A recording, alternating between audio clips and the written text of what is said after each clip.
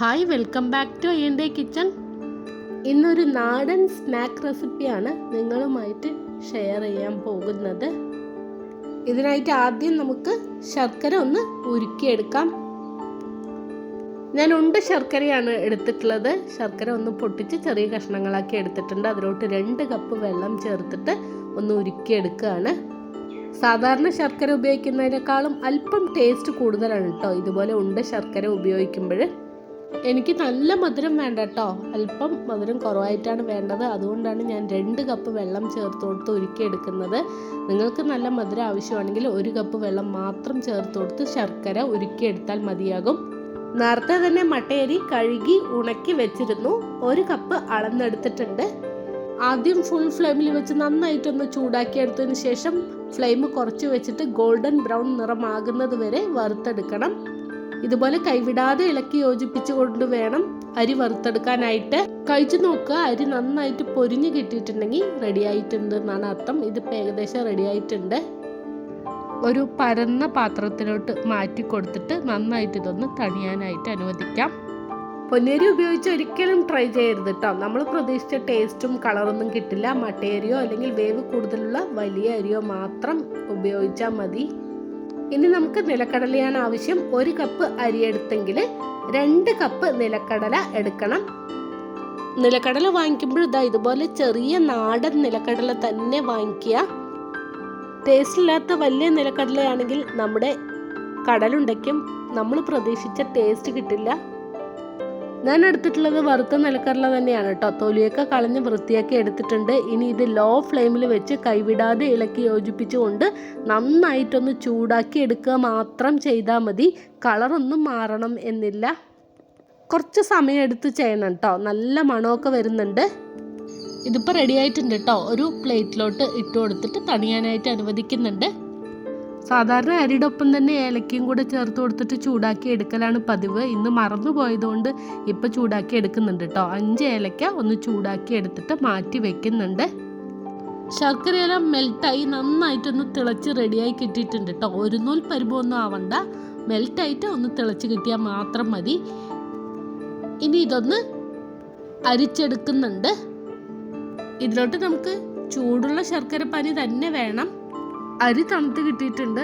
അതിലോട്ട് നമ്മൾ നേരത്തെ വറുത്ത് വെച്ചിരിക്കുന്ന ഏലക്കയും കൂടെ ചേർത്തിട്ട് ചെറിയൊരു തരിതരിപ്പോട് കൂടി അരി ഒന്ന് പൊടിച്ചെടുത്തിട്ട് ഒരു ബൗളിലോട്ട് മാറ്റുന്നുണ്ട്. ഇതുപോലെ അരിയുടെ കൂടെ ചേർത്ത് ഏലക്ക ഒന്ന് പൊടിച്ചെടുക്കുമ്പോൾ വേസ്റ്റ് ഒന്നും ഇല്ലാതെ ഏലക്ക നന്നായിട്ടൊന്ന് പൊടിഞ്ഞ് കിട്ടും. അരി പൊടിച്ചെടുത്തിട്ടുണ്ട് കേട്ടോ. ഒരു ബൗളിലോട്ട് മാറ്റുന്നുണ്ട്. ഇനി നിലക്കടല പൊടിച്ചെടുക്കണം. നിലക്കടല ഒന്ന് തണുത്ത് കിട്ടിയിട്ടുണ്ട്. 2 ബാച്ചുകളായിട്ടാണ് ഇന്ന് നമ്മൾ നിലക്കടല പൊടിച്ചെടുക്കുന്നത്. നിലക്കടലയും ഒരുപാട് പൊടിഞ്ഞു പോകരുത്. ചെറിയൊരു തരിതരിപ്പോട് കൂടിയിട്ട് വേണം പൊടിച്ചെടുക്കാനായിട്ട്. ഇതിപ്പോൾ ഫസ്റ്റ് ബാച്ച് റെഡി ആയിട്ടുണ്ട്. നിലക്കടല പെട്ടെന്ന് തന്നെ പൊടിഞ്ഞു കിട്ടും കേട്ടോ. അതുകൊണ്ട് തന്നെ ഒന്ന് ശ്രദ്ധിച്ച് വേണം പൊടിച്ചെടുക്കാനായിട്ട്, അല്ലെങ്കിൽ ഒരുപാട് അരിഞ്ഞു പോകും. ഇതിപ്പോൾ കറക്റ്റായിട്ട് റെഡിയായി കിട്ടിയിട്ടുണ്ട്. നമ്മൾ അരി പൊടിച്ച് വെച്ചിരിക്കുന്ന ആ ഒരു ബൗളിലോട്ട് തന്നെ നിലക്കടല പൊടിച്ചതും ചേർത്ത് കൊടുത്തിട്ടുണ്ട്. ഇനി നമുക്ക് നല്ല ഫ്രഷ് ആയിട്ടുള്ള നാളികേരമാണ് വേണ്ടത്. ഫ്രീസറിൽ സ്റ്റോർ ചെയ്ത നാളികേരം ഉപയോഗിക്കരുത്. അതുപോലെ തന്നെ ഒരുപാട് ഡ്രൈ ആയിട്ടുള്ള നാളികേരവും എടുക്കരുത്. ഞാനിവിടെ 1 കപ്പ് നാളികേരം ചിരവിയത് ഇട്ട് കൊടുത്തിട്ട് ഇതുപോലെ നന്നായിട്ട് എല്ലാം കൂടെ ഒന്ന് മിക്സ് ചെയ്തിട്ട് എടുക്കുന്നുണ്ട്. അരിയും നിലക്കടലയും ഇതുപോലൊന്ന് വറുത്ത് പൊടിച്ച് വെച്ച് കഴിഞ്ഞാൽ നമുക്ക് ആവശ്യമുള്ളപ്പോൾ നാളികേരം ചിരകിയതും ശർക്കരപ്പാനിയും ചേർത്ത് കൊടുത്തിട്ട് ഉണ്ടാക്കിയെടുക്കാവുന്നതേ ഉള്ളൂ. ഇതിപ്പോൾ നന്നായിട്ട് മിക്സായി കിട്ടിയിട്ടുണ്ട്. ഇനി ഇതിലോട്ട് നമുക്ക് ശർക്കരപ്പാനി ചേർത്ത് കൊടുക്കാം. ഒരുവിധം ചൂടോടുകൂടെ തന്നെ 1 കപ്പ് ശർക്കര പാനി ആദ്യം ഞാൻ മുഴുവനായിട്ടും ചേർത്ത് കൊടുത്തിട്ട് ഒന്ന് മിക്സ് ചെയ്ത് എടുക്കുന്നുണ്ട്. പിന്നീട് ചേർത്ത് കൊടുക്കുന്നത് ഒരുമിച്ച് ഇതുപോലെ ചേർത്ത് കൊടുക്കരുത് കേട്ടോ. ആവശ്യാനുസരണം നമുക്ക് ചേർത്ത് കൊടുത്തിട്ട് ഇതുപോലെ ഒന്ന് മിക്സ് ചെയ്ത് നോക്കാം. ഒരു ഭാഗമേ ഞാൻ മിക്സ് ചെയ്തിട്ടുള്ളൂ. എന്തായാലും ഇനിയും നമുക്ക് ഇതിലോട്ട് ശർക്കര പാനി ആവശ്യമാണ്. വീണ്ടും 1/2 കപ്പ് കൂടെ ചേർത്ത് കൊടുത്തിട്ട് ഒന്ന് മിക്സ് ചെയ്തെടുക്കാം. ഇതൊന്ന് മിക്സ് ചെയ്തെടുത്തപ്പോഴും നമുക്ക് കറക്റ്റ് ആയിട്ടുള്ള കൺസിസ്റ്റൻസിയിലാണ് കിട്ടിയിട്ടുള്ളത്. അരി നമ്മൾ ചേർത്ത് ശർക്കരപ്പാനി വലിച്ചെടുക്കുമ്പോൾ നമ്മുടെ ഈ മിക്സ് ഒന്നുകൂടെ തിക്കാവും. അപ്പോൾ ഉരുളകൾ ഒരു ദിവസം വെച്ച് കഴിഞ്ഞാൽ നല്ല ഹാർഡായി പോവും. അതുകൊണ്ട് തന്നെ ഈ സമയത്ത് 1/4 കപ്പ് കൂടുതൽ ശർക്കരപ്പാനി ഒഴിച്ചു കൊടുത്തിട്ട് നന്നായിട്ടൊന്ന് മിക്സ് ചെയ്ത് വെക്കണം. ഇപ്പം ഈ മിക്സ് അല്പം ലൂസായിട്ട് കയ്യിൽ നന്നായിട്ട് ഒട്ടിപ്പിടിക്കുന്ന ഒരു കൺസിസ്റ്റൻസിയിലാണ് ഉള്ളത്. നന്നായിട്ടൊന്ന് കമ്പൈൻ ആക്കിയതിന് ശേഷം 10 മിനിറ്റ് ഒന്ന് റെസ്റ്റ് ചെയ്യാനായിട്ട് വെക്കാം. റെസ്റ്റ് ചെയ്യാൻ വെച്ചിട്ട് 15 മിനിറ്റ് കഴിഞ്ഞു. ഈ മിക്സ് ഒന്ന് തണുത്ത് സെറ്റായിട്ടുണ്ട്. അരി ആവശ്യത്തിനുള്ള ശർക്കരപ്പാവൊക്കെ വലിച്ചെടുത്ത് കറക്റ്റായിട്ടുള്ള കൺസിസ്റ്റൻസിയിലായിട്ടുണ്ട് കേട്ടോ. കൈവെള്ളയിലോട്ട് അല്പം നെയ്യ് തൂത്ത് കൊടുത്തിട്ട് ഇതുപോലെ ഉരുളകളാക്കി എടുക്കാം. ചെറു ചൂടോടുകൂടെ തന്നെ ഉരുളകളാക്കി വെക്കുന്നതാണ് നല്ലത്. കടലയിൽ തന്നെ ധാരാളം എണ്ണയുള്ളത് കൊണ്ട് തന്നെ നല്ല സോഫ്റ്റ് ആയിട്ടുള്ള മിക്സ് ആയിട്ടാണ് ഉണ്ടാവുക. എക്സ്ട്രാ ഇനി ഇതിലോട്ട് എണ്ണയോ നെയ്യോ ഒന്നും തന്നെ ചേർത്ത് കൊടുക്കേണ്ട ആവശ്യം വരുന്നില്ല. ഒരാഴ്ച കഴിഞ്ഞാലും കടലുണ്ട ഇതേ സോഫ്റ്റിൽ തന്നെ നമുക്ക് ഉപയോഗിക്കാനായിട്ട് സാധിക്കും.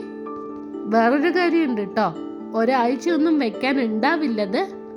കടലുണ്ടയൊക്കെ ഉണ്ടാക്കി കഴിഞ്ഞാൽ പാത്രം കാലിയാകുന്ന വഴി അറിയില്ല. അത്രയ്ക്കും ടേസ്റ്റി ആയിട്ടുള്ള ഒരു സ്നാക്കാണ്. നമ്മുടെ അമ്മമാരൊക്കെ കൂടുതലായും ഉണ്ടാക്കി തരാറുള്ള ഒരു സ്നാക്കാണ് അല്ലേ. പൊതുവെ പഠിക്കുന്ന കുട്ടികൾക്ക് നന്നായിട്ട് വിശക്കാറുണ്ട്. അപ്പോൾ ഇതുപോലെ ഒരു കടലുണ്ട കഴിച്ചാൽ മതി കേട്ടോ വിശപ്പ് മാറ്റാനായിട്ട്. കാഷ്യൂനട്ടൊക്കെ എല്ലാവർക്കും ഒരുപോലെ വാങ്ങി ഉപയോഗിക്കാൻ സാധിച്ചു എന്ന് വരില്ല. എന്നാൽ നിലക്കടലയാണെങ്കിൽ നമുക്ക് എല്ലാവർക്കും ഒരുപോലെ വാങ്ങി ഉപയോഗിക്കാൻ പറ്റും. ഇതുവരെ ട്രൈ ചെയ്യാത്തവർ ഇതുപോലൊന്ന് ഉണ്ടാക്കി നോക്കൂ. പിന്നെ ഈ വീഡിയോനെ കുറിച്ചുള്ള നിങ്ങളുടെ അഭിപ്രായങ്ങൾ കമൻറ്റ് ബോക്സിൽ അറിയിക്കാൻ മറക്കരുത്. വീഡിയോ ഇഷ്ടപ്പെട്ട് കഴിഞ്ഞാൽ ഒന്ന് ലൈക്ക് ചെയ്യാൻ നോക്കുക. സബ്സ്ക്രൈബ് ചെയ്യാതെ കാണുന്നവർ സബ്സ്ക്രൈബ് ചെയ്ത് സപ്പോർട്ട് ചെയ്യുക. മറ്റൊരു നല്ല വീഡിയോയുമായി വീണ്ടും കാണാം. അതുവരെയും ബൈ. Thank you.